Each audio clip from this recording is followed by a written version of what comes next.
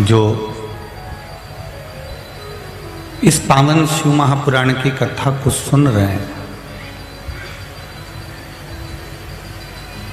और सुनने के साथ में अपने जीवन पर उतार रहे हैं, वो कहीं ना कहीं भगवान की अविरल भक्ति को प्राप्त कर रहा है।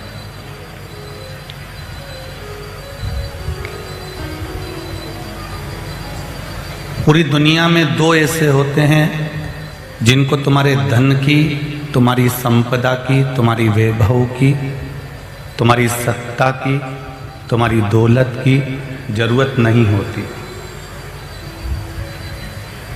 उनको केवल अगर चाहिए तो तुम्हारा थोड़ा सा समय चाहिए।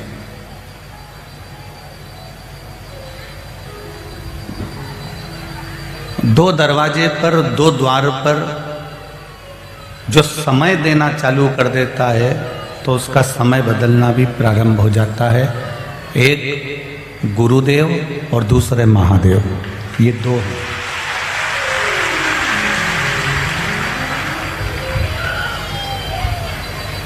जिसने गुरुदेव के यहाँ पर जाकर गुरु आश्रम में, गुरु सेवा में, जहाँ पर आपने सेवा प्रदान करी है, और दूसरा है महादेव के द्वार पर।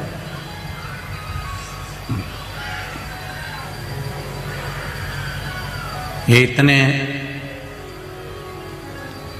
राजू भाई, घनश्याम भाई, मनीष भाई, उनकी मित्र मंडली और पूरी समाज, और यहाँ सखी मंडल, महिला मंडल, और ना जाने कौन कौन कितनी सेवा दे रहे हैं। तो आपको ये प्रसन्नता होना चाहिए कि हम किस जगह पर सेवा दे रहे हैं। एक तो सेवा दे रहे हो देवाधिदेव महादेव के यहाँ, और दूसरी सेवा दे रहे हो शिव महापुराण, जिसको हम गुरु मानकर चलते हैं। उस गुरु देव को और महादेव को आपने समय दिया है, तो आपका भी समय सुधरने में देरी नहीं लगेगी, निश्चित है वो सुधरेगा।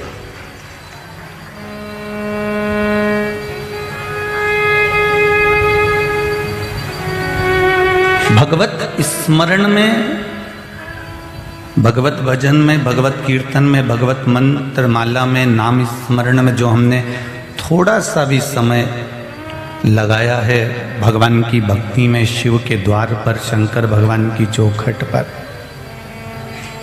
या हमने गुरु जी के दरवाजे पर जाकर कहीं थोड़ी झाड़ू लगा दी, थोड़ी सेवा कर दी, थोड़ा प्रसाद बांट दिया, थोड़ा काम कर दिया, थोड़ा पानी भर दिया, या थोड़ा सामान सोर लिया, या उनकी सेवा में हम लगे हैं, तो वो खाली नहीं जा सकता।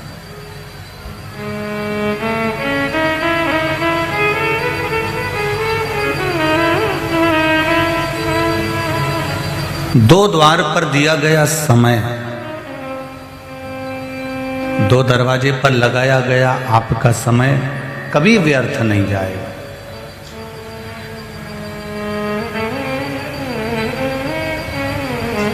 एक महादेव के आगे और एक गुरुदेव के आगे कभी अपने धन का बखान मत करो कि मेरे पास में ऐसा है, मैं कितना कर सकता हूँ, मैं ऐसा कर दूंगा, मैं ऐसा कर दूंगा। नहीं नहीं, ना तो हमें महादेव के सामने कहना है, ना हमें गुरुदेव के सामने कहना है। एक गुरुदेव के सामने और एक महादेव के सामने हमारे अहंकार का परिचय हमको नहीं देना।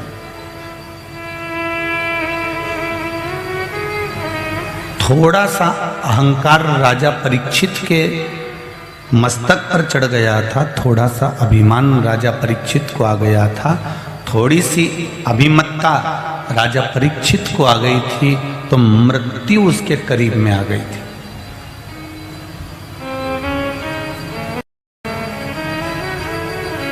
गुरु जी के दरवाजे पर जाकर उसने दिखाया क्या? केवल अहंकार तो दिखाया था।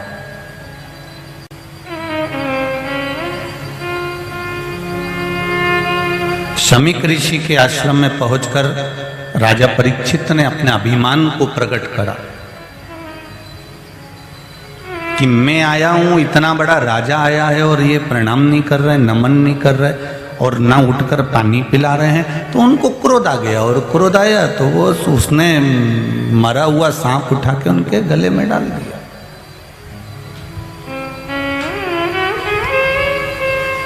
तुम कितने भी करोड़पति हो, तुम कितने भी धनपति हो, तुम कितने भी सत्तापति हो, तुम्हारा वैभव कितना भी हो,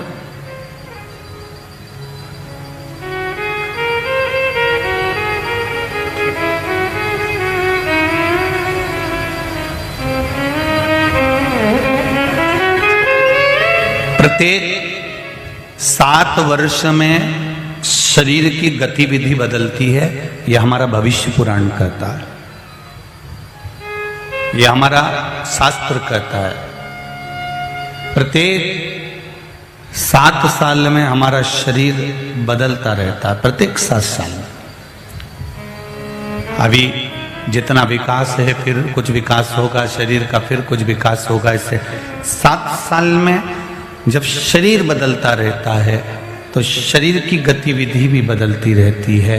तो जीवन के पड़ाव बड़े विचित्र होते हैं। इन पड़ाव में कब किसकी सत्ता आ जाए, कब किसका तख्ता बदल जाए, कब कौन कहाँ पहुँच जाए, इसका कोई ठिकाना नहीं रहता। इसलिए तुलसी या संसार में सबसे मिलिए धाय, ना जाने किस रूप में नारायण मिल जाए। सबसे मिलो।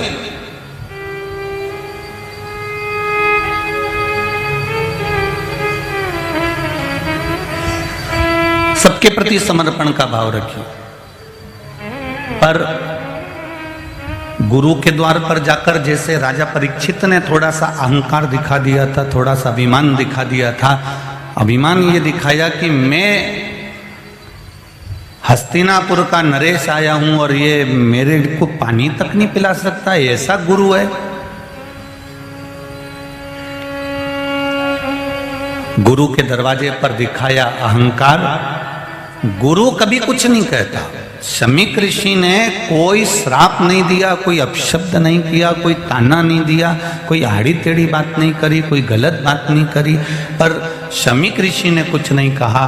पर जो श्रृंगी ऋषि थे, जो श्रृंगी बाबा थे, उन श्रृंगी ऋषि ने श्राप दे दिया।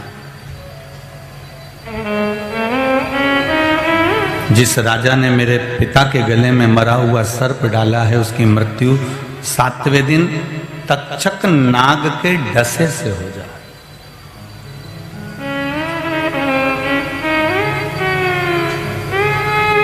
गुरु के दरवाजे पर अहंकार अगर दिखा दिया, महादेव के दरवाजे पर यदि अहंकार दिखा दिया, गुरु और महादेव, गुरुदेव और महादेव, इन दोनों के सामने कभी तुम्हारा अभिमान मत दिखाओ, कभी अभिमत्ता मत दिखाओ, कभी सत्ता मत दिखाओ।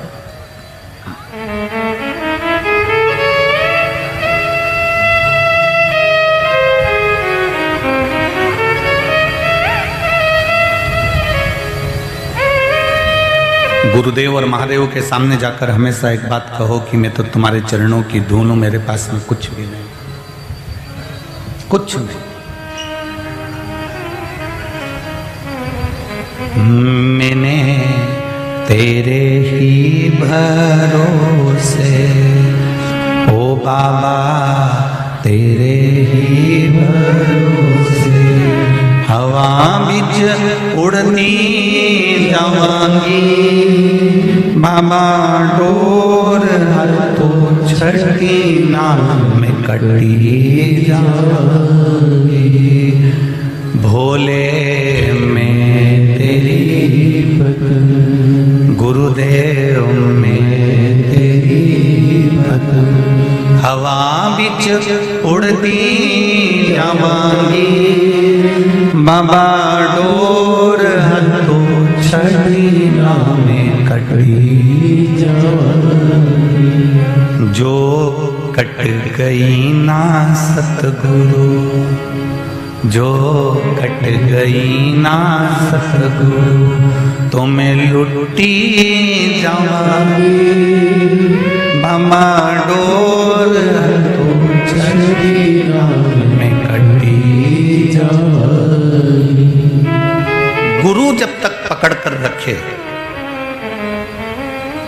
सतगुरु जब तक पकड़ कर रखे, और मेरा देवाधिदेव महादेव जब तक पकड़ कर रखे, किसी की सामर्थ्यता नहीं है कि वो तुम्हारी डोर को कोई काट दे। तुम उड़ते जाओगे, बढ़ते जाओ, बढ़ते जा रहे, चढ़ते जा रहे।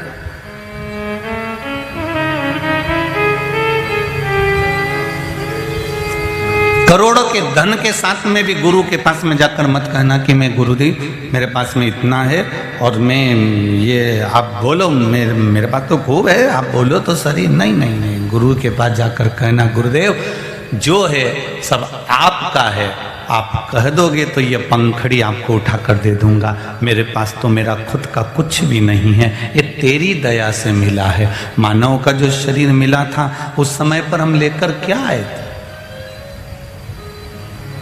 माँ के गर्भ से जब जन्म हुआ था तब ये भी नहीं मालूम था कि हमारी आंखें भी दो होंगी, कि नासिका के छिद्र भी सही होंगे, कि हम हाथ पैर से चल फिर सकते हैं क्या?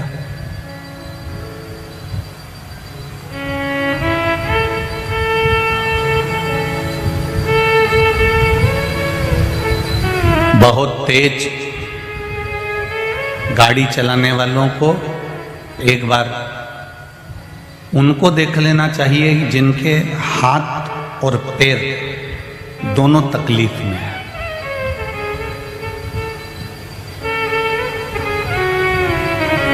गुजरात के छोकरा होन, डीकरा होन, तुम बहुत तेज गाड़ी चलाते हो, ध्यान रखें। तुम गाड़ी लेकर नहीं निकले हो, एक पत्नी का हृदय, माता का हृदय, पिता का हृदय तुम अपने साथ में लेकर निकले हो। तुम्हें अगर चोट लगेगी तो वो भी जीवित चले जाएंगे। ये माँ का हृदय तुम्हारे साथ। अच्छे से सुन लीजिएगा, जितने भी डीकराउन बैठे हैं, डीकरी ऑन भी सुन लीजिएगा।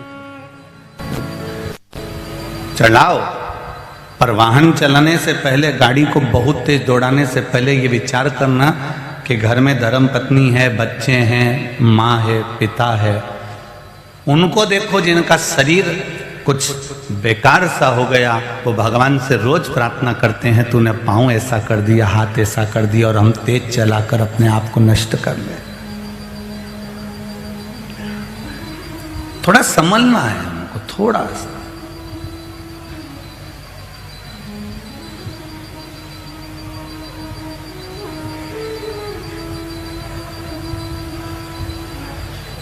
गाड़ी में और गाली में कौन कौन सी चीज में? बोलो बोलो, जमते बोलो। गाड़ी और गाली, इसमें थोड़ा सा ब्रेक लगाकर चलो। शिशुपाल ने गालियां देना चालू करी थी तो शिशुपाल निपट गए थे। दोनों में थोड़ा सा ब्रेक लगाकर चलिए। कुछ अपशब्द, कुछ ताने, कुछ आड़ा टेढ़ा हम ना बोलें जिससे कहीं जीवन हमारा व्यर्थ नष्ट हो जाए।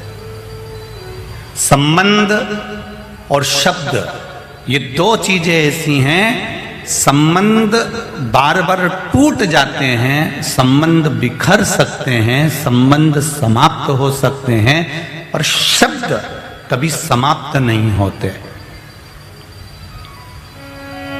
किसी ने तुमको एक तलवार से घाव लगा दिया, वो घाव भरा जाएगा। बंदूक से गोली मार दी, गोली का घाव भरा जाएगा। किसी ने पत्थर मार दिया, पत्थर का घाव भरा जाएगा। पर जो शब्द मुख से कहे जाते हैं उसका घाव कभी जिंदगी में नहीं भराता, वो मरते दम तक रहता है, वो नहीं भराता।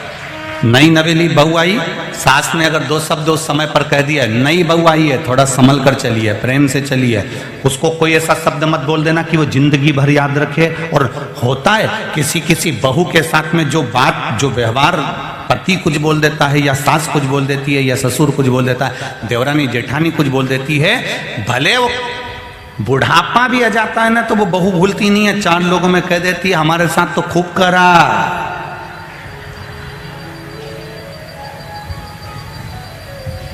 बोलो री बड़ोदरा वाली जी जियो, सही है कि गलत है? अंतिम क्षण तक भी याद रखती है। और तुम मर भी गए ना तो भी वो बहू चार लोगों में कह देगी हमारी सास तो भैया, वो कहने में पीछे नहीं हटेगी। और तुमने कितनी बार करा? शादी होकर आई, बस उस समय पर तुम्हें थोड़ा सा कंट्रोल की जरूरत थी। 1-2 साल, 2 साल मेरा माताओं से निवेदन है, बुजुर्ग माताओं से निवेदन है, अगर बहू अपशब्द कह रही है तुम थोड़ा शांति रखना। हो सकता है वो आपको समझ नहीं पा रही हो, नहीं है, और आपने अपने पुत्र को, आपने अपने छोरे को, आपने अपने बेटे को जब गोदी में रखकर पाला पोसा है, तो ये समझो कि वो पराए घर की आई है, उसको भी धीरे से एडजस्ट करने में समय लगेगा। हम उसको कर लेंगे, हम उसको संभाल लेंगे।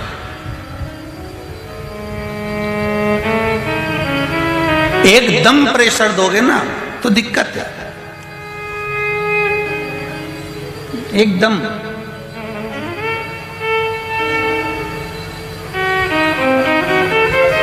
थोड़ा सा संभालिए उसको, थोड़ा। कोई बात नहीं बेटा, हो गया ना, कोई बात नहीं, चल तू तो अपना काम कर, चलता रहता है, ये तो मनुष्य देह बेटा, चलेगा। कल एक माता जी ने, कोई ने पत्र दिया था, वो पत्र काउंटर पर जमा करा था। वो काउंटर पर जब पत्र पहुंचा कक्ष में तो हमने पढ़ा था, उसमें लिखा था, गुरुजी जब से शिव महापुराण की कथा टीवी पर आ रही है तब से घरों में विवाद कम हो गया, क्योंकि ज्यादातर माताएं सब टीवी के सामने लगी रहती है, कोई मोबाइल पर लगी रहती है, कोई कहीं लगी रहती है, तो विवाद टल गया। अब 3 घंटा तो उसका कथा में निकल जाता है, अब कथा की तैयारी करती है, 3 घंटा कथा में निकल गया, फिर 1-2 घंटा जो कथा सुनी है उसका असर तो रहेगा, भले बाकी का समय नहीं रहे पर 1-2 घंटा तो रहेगा। अब 1-2 घंटा असर रहता है तो फिर इतनी देर में फिर रात हो जाती है, और रात हो जाती है तो भोजन करे, सोए। अब ये सवेरे भी उठी सासू तो सेवा में लग गई, मंदिर गई, 1 लोटा पानी चढ़ाने गई, मंदिर से आई 10 बज गई, खाना खाया, थोड़ी देर लेट गई, फिर कथा की तैयारी हो गई, 2 बजे कथा आ गई। और महाराज का भी कोई ठिकाना नहीं रहता, कभी कथा 2 बजे दे देता, कभी 1 बजे दे देता। नहीं, ये बदल बदल कर समय इसलिए दिया जाता है जिससे आप लड़ाई का समय अगर 1 बजे का करो तो अगली कथा हमने 1 बजे रख दी। तुम अगर प्लानिंग बनाते हो कि 1 बजे हम लड़ेंगे, अगली कथा हम नहीं सुनेंगे और 1 बजे लड़ेंगे, 2 बजे कथा आती है तो 1 बजे लड़ेंगे, तो कथा का टाइम चेंज कर दी। इसलिए बैतुल की कथा 1 बजे रख दी कि तुम अब 6 बजे के बाद लड़ो।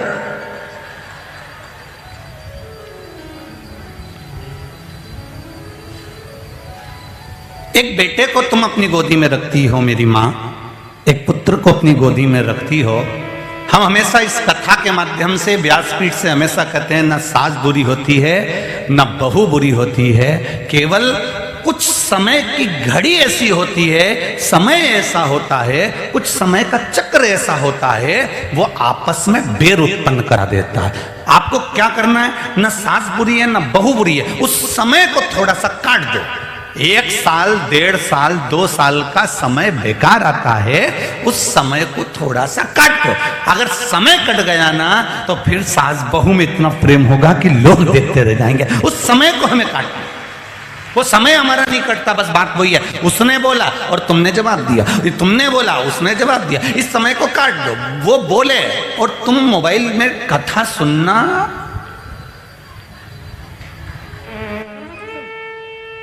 समय कट गया। गुस्सा कितनी देर का आता है, पूरे दिन भर का है? पूरे दिन भर का तो किसी को गुस्सा नहीं आता होगा। गुस्सा कितनी देर का आता है? थोड़ी सी देर का। उस थोड़ी सी देर के गुस्से में व्यक्ति कमरे में गया, घर के अंदर गया, चक्कू उठा लाया, तलवार उठा लाया और किसी को मार दिया। कितनी देर लगी? 10 मिनट। अंदर गया, डंडा लाया, तलवार लाया, बंदूक लाया, चक्कू लाया और गोद दिया। अब 10 मिनट उसको मारने में लगे। 10 मिनट के गुस्से में उसने ऐसा पाप कर दिया, ऐसा पाप कर दिया कि अब वो 10 साल के लिए जेल के अंदर पड़ा हुआ है। केवल 10 मिनट पर कंट्रोल कर लेता तो 10 साल के लिए अंदर नहीं पड़ा होता। केवल 10 मिनट। वो 10 मिनट उसका सही से निकल जाता तो फिर वो अंदर ना पड़ा होता। अब 10 मिनट का गुस्सा आया, पूरा परिवार अस्त व्यस्त हो गया। कोई कह रहा है बताओ इसको कैसे बचाएंगे, कोई वकील कर रहा है, कोई थाने वाले से बात कर रहा है, कोई पुलिस से बात कर रहा है, कोई किसी से बात कर रहा है, कोई अपनी पहचान वाले से बात कर रहा है। 10 मिनट का क्रोध हमारे 10 साल की जिंदगी को बर्बाद कर। इसलिए जिस समय क्रोध आए, जिस समय पूरे क्रोध के समय पर तुम्हारे साथ में लोग होंगे जो तुमको और चने के झाड़ पर चढ़ाएंगे, हाँ ला डंडा दे धर के।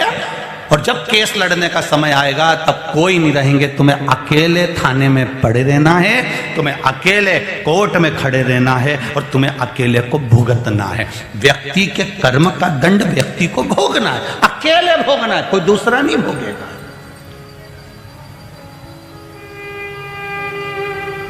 सिर तुम्हारा दुख रहा है, तुम अपनी बहू से कह दो मेरा सिर दुख रहा है, मेरे बत्तल का तू तेरा दुख जाए, दुख जाएगा बहू का? नहीं दुखेगा। कर्म दंड हमें भोगना है, हमारे शरीर में कष्ट तो हम भोगेंगे। इसलिए हम भाइयों से भी कहते हैं, हर पल कहते हैं कि दुकान पर बैठकर तुमने अगर जो कमाया है प्रयास करना कि उस बीच में भी तुम भगवान का भजन करते रहना। क्यों? तुम्हारे पत्नी बच्चे सब तुम्हारे धन के हिस्सेदार रहेंगे, परिवार वाले तुम्हारे धन के हिस्सेदार रहेंगे, कुटुंब वाले माता पिता भाई बंधु सखा पत्नी बच्चे बेटा बेटी जमाई दामाद सब तुम्हारे धन के हिस्सेदार रहेंगे।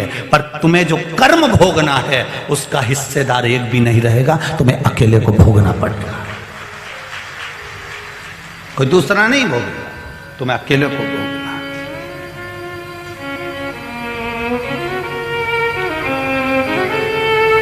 महाराज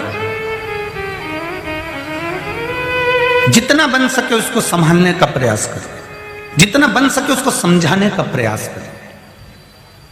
अच्छा समझा भी उसी को सकते हो जो समझ जाए।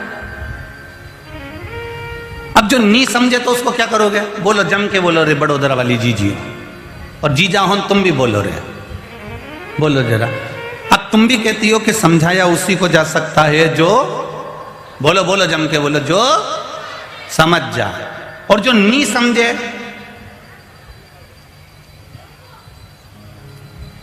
नहीं समझाओगे ना उसको तो फिर बहू से क्यों भिड़ती हो? जब वो समझे ही नहीं तो क्या भिड़ना? बहू कहे मैं सास से भिड़ूं, क्यों भिड़े? जब तुझे मालूम है तू समझा समझा के रह गई, डोकरी को अम्मा को माता को, वो नहीं समझे तो क्यों समझा? तू अपने आप को समझाना थोड़ा सा, तो अपने आप को समझा कि ये नहीं सुधरेगी तो मैं सुधर जाऊं, उसमें क्या दिक्कत? आप गन्ना बोलते हैं या साटा बोलते हैं? चीनी एक बोलो तो सुनाई दिया, इतना सारा बोल दिया। खेरची, शेरडी, हाँ। तो गन्ना है कि शेर की बहन है शेरडी? अब जो भी है तुम समझ गए, बस इतना ही बहुत है दादा। तुम इतनी समझ गए ना, कथा पूरी हो गई अपनी तो दादा, इतना समझ गए। गन्ना जो है शेरडी है ना, हाँ। तो शेरडी अच्छा नाम बताया दादा तुम।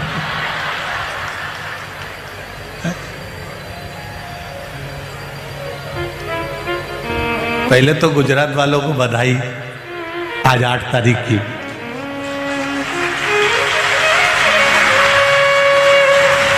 सभी को 154 की।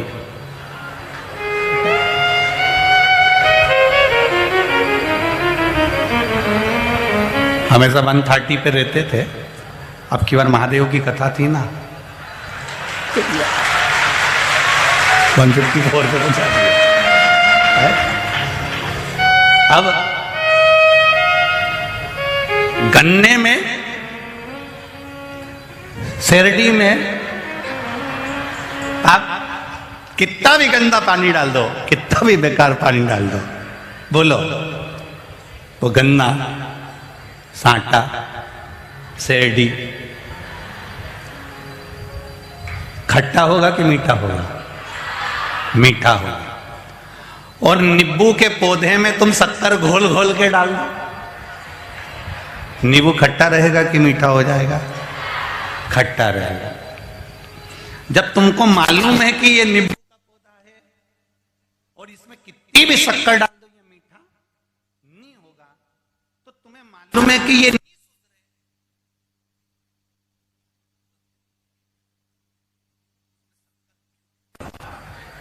रोज रोज क्यों टोको? बेटा ऐसा कर ले, बेटा वैसा कर ले। अब तुम्हें मालूम है कि ये, तो फिर क्या करना पड़ेगा? कुछ मत करो, शक्कर बर्बाद मत करो घोल घोल के डालने में नींबू के पौधे में, वो शक्कर खुद खाओ और अपन सुखी रहो। ये नींबू के चक्कर में क्यों अपना माथा पच्ची करके समय बर्बाद करो?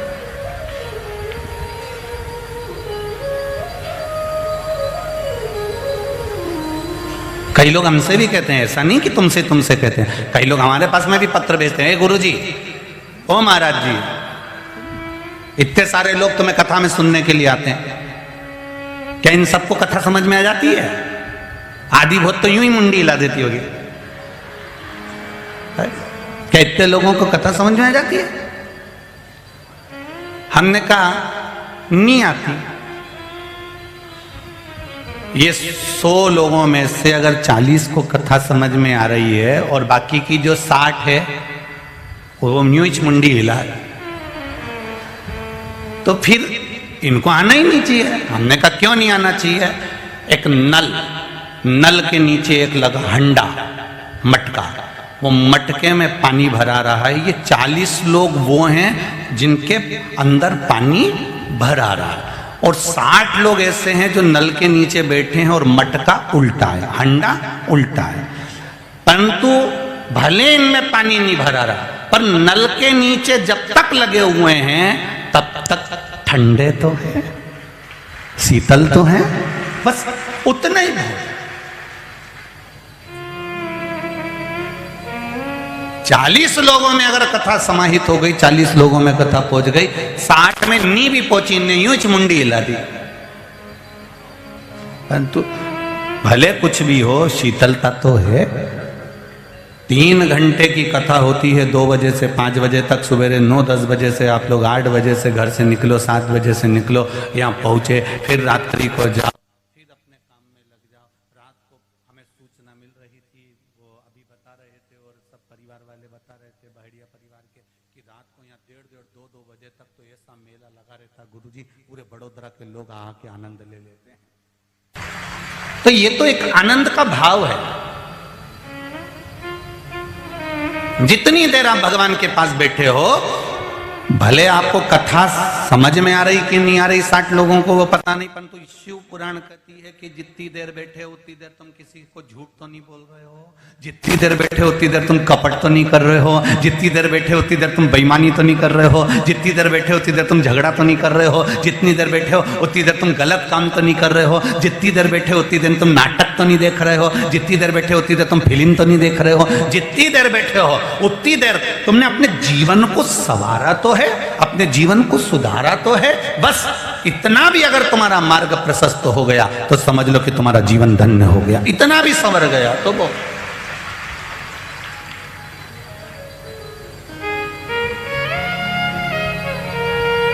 बोल बम का नारा है, एक सहारा।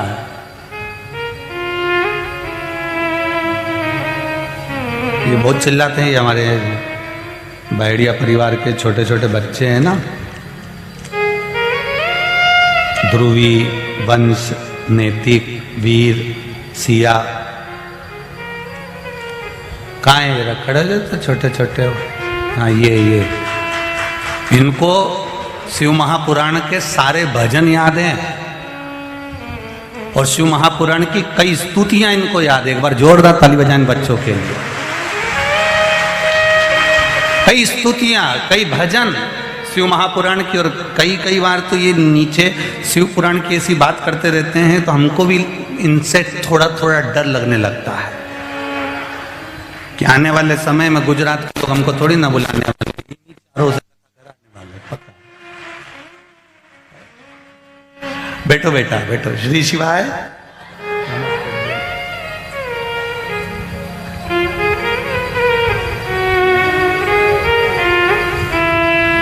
शिव कथा कह रही है, भगवान शंकर का गुणगान कर रहा है।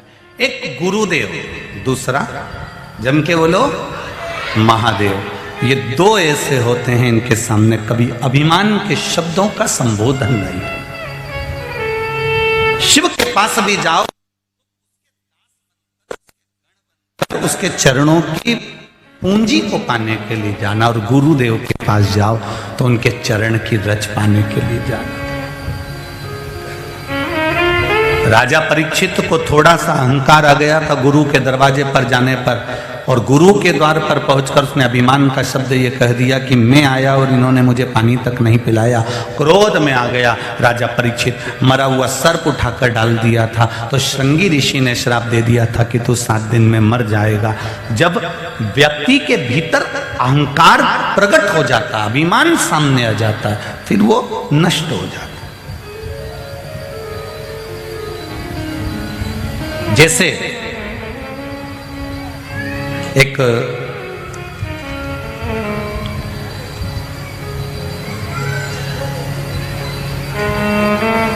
साधु वन में रहता था।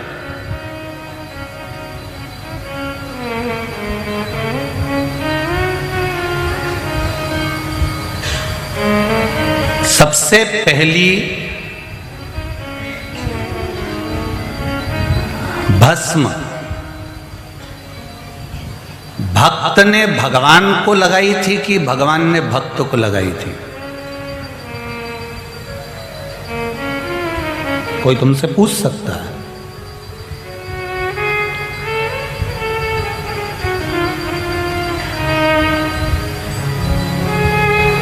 भगवान शिव के शरीर पर सबसे पहली भस्म का दर्शन शंकर भगवान ने उस भस्म का दर्शन किसको दिया था? कभी कभी जब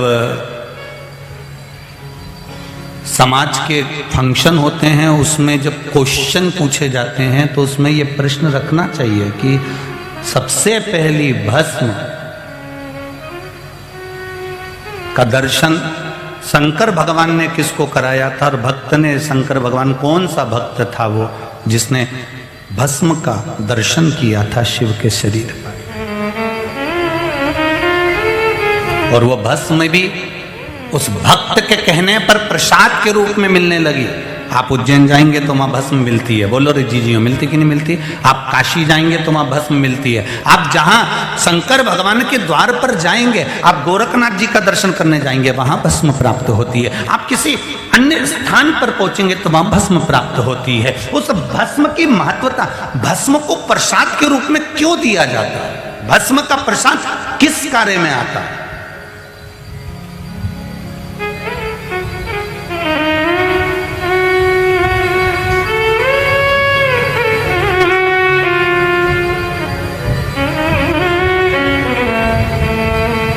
किसी मंदिर से नारियल दिया जाता है, किसी मंदिर से श्रीफल दिया जाता है। कहीं आप दर्शन करने गए, किसी ने आपको श्रीफल दे दिया।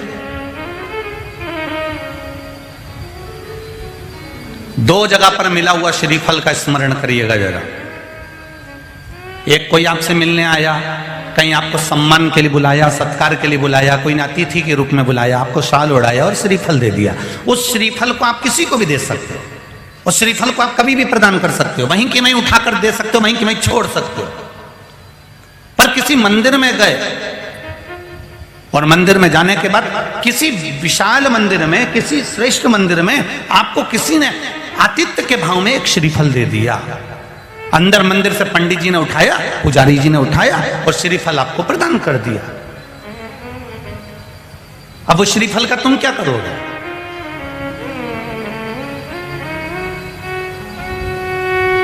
अब किसी को लगता है कि हम इसको फोड़ कर खा गए और अपमान हो गया तो भगवान का, और किसी को लगता है इस श्रीफल को हम अपने घर में कहीं लाल कपड़े में, कहीं पीला कपड़ा में, कहीं इस कपड़े में बांध के रख लेते हैं।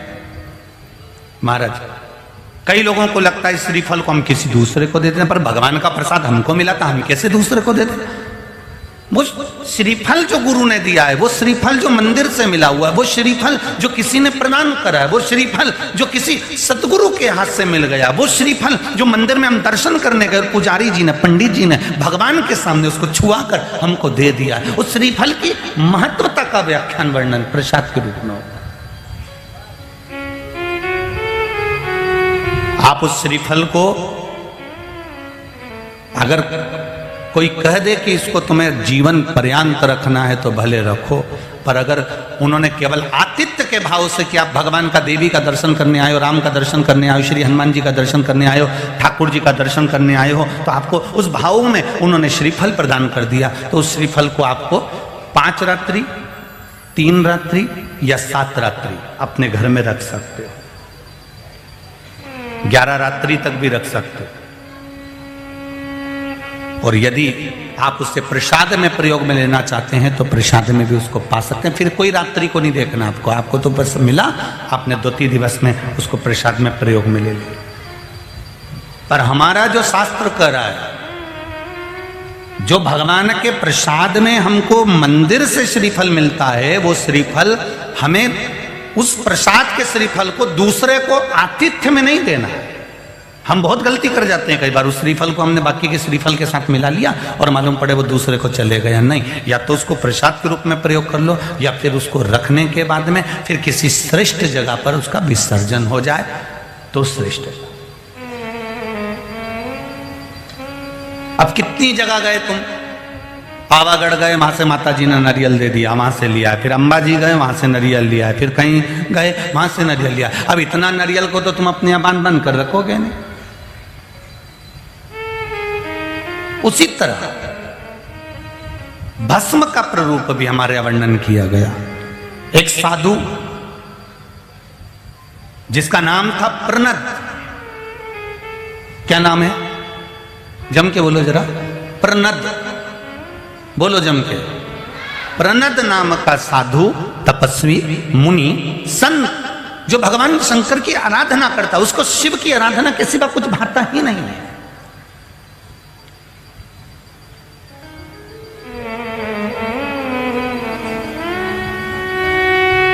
उसका एक नियम है, बेलपत्र को तोड़कर लाएगा, शिव जी पे चढ़ा देगा। बेलपत्र तोड़ने का भी एक तरीका होता है शंकर भगवान को चढ़ाने के लिए। कई लोग कहते हैं हम भगवान शंकर को बेलपत्र चढ़ाते हैं, शंकर जी खुश नहीं होते हैं। कारण है उसका, आपने गलती करी है बेलपत्र तोड़ने में। क्या गलती करी है? जिस डाली में लाइन से बेलपत्र रख रही थी, उस डाली को तुमने तोड़ लिया और तोड़कर फिर बेलपत्र निकाली, उस डाली को तुमने बाद में ले जाकर पटक दिया। वो चढ़ी हुई बेलपत्र आपको कोई फल प्रदान नहीं करेगी। बेलपत्र का नियम है, वृक्ष की डाली में बेलपत्र लग रही है, उसी डाली में से बेलपत्र को तोड़ना चाहिए, डाली नहीं। अगर डाली तोड़कर फिर उसमें से बेलपत्र तोड़ी गई है तो वो बेलपत्र चढ़ाने पर भी फल प्रदान नहीं करती, पर डाली पर लगी हुई है और वहां से आपने बेलपत्र तोड़ी है, फिर उसको चढ़ाया, फिर 10 भी नहीं, 20 भी नहीं, केवल 1 बेलपत्र भी चढ़ाई तो शिव ने स्वीकार कर लिया महाराज, ज्यादा नहीं।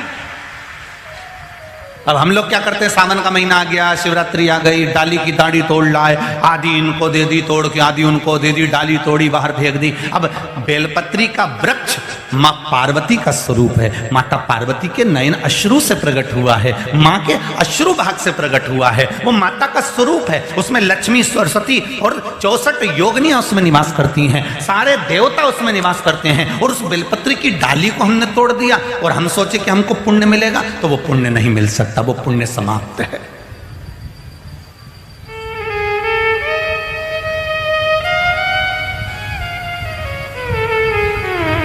प्रणद एक ऐसा संत, प्रणद एक ऐसा साधु, प्रणद एक ऐसा मुनि, प्रणद एक ऐसा तपस्वी जो पत्तियां तोड़ता था, डाली नहीं। और केवल बेलपत्री की पत्तियां नहीं तोड़ता था, जो पौधा उसको मिल जाता था उसकी पत्ती तोड़कर ले आता था, शिव जी को चढ़ा देता था।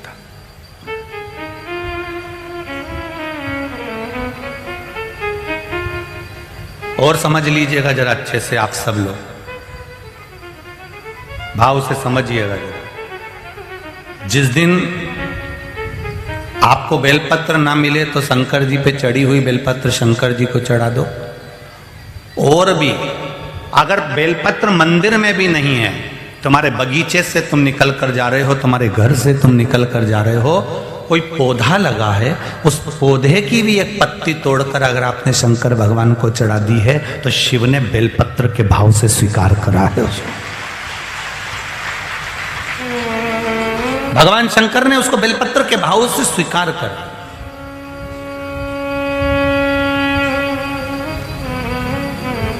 भगवान शिव उसको स्वीकार कर लेते।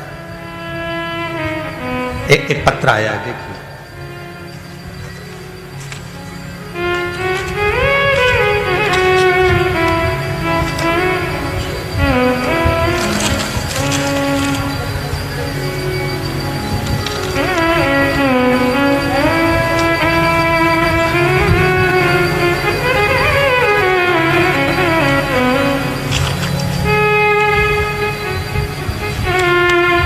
मैं घनश्याम उपाध्याय दिल्ली से आया हूं।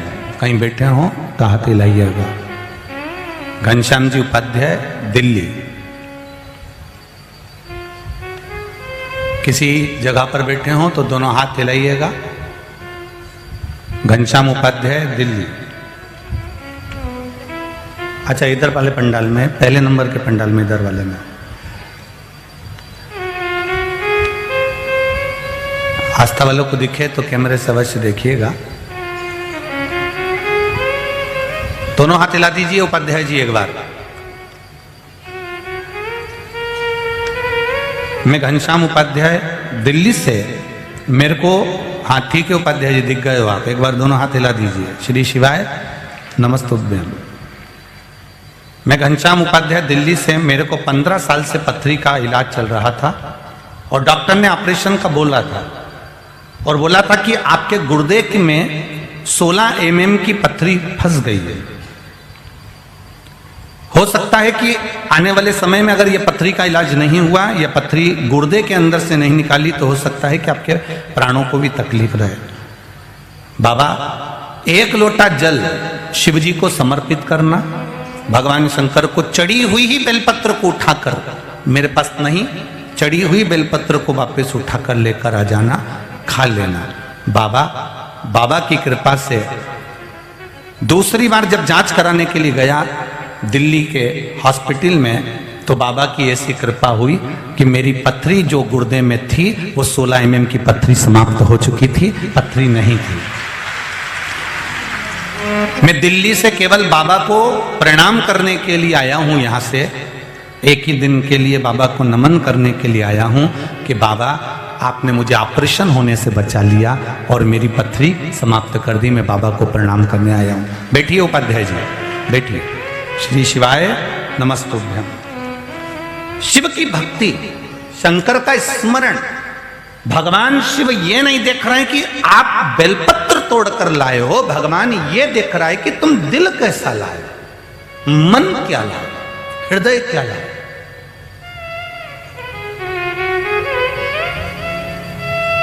तेरी कृपा बिना न हिले एक भी अणु, लेते हैं श्वास तेरी कृपा से तनु तनु। बखान क्या करूं मैं राखों के ढेर का, चपटी भभूत में खजाना कुबेर का। हे गंगधार मुक्ति द्वार ओमकार तू, बाबा ओमकार तू। आयो शरण तिहारी शंभु आप दिल से भगवान को, नहीं है आपके पास में बेलपत्र, आज मंदिर ये प्रणत की कथा कर रही है, जो पत्ती मिलती थी वो बाबा को चढ़ा देता था, जो मिल गया वो शिव को समर्पित।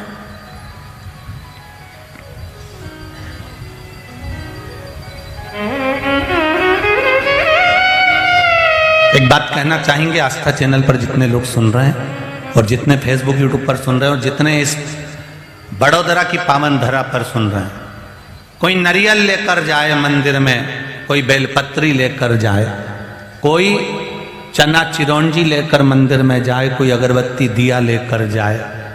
मेरे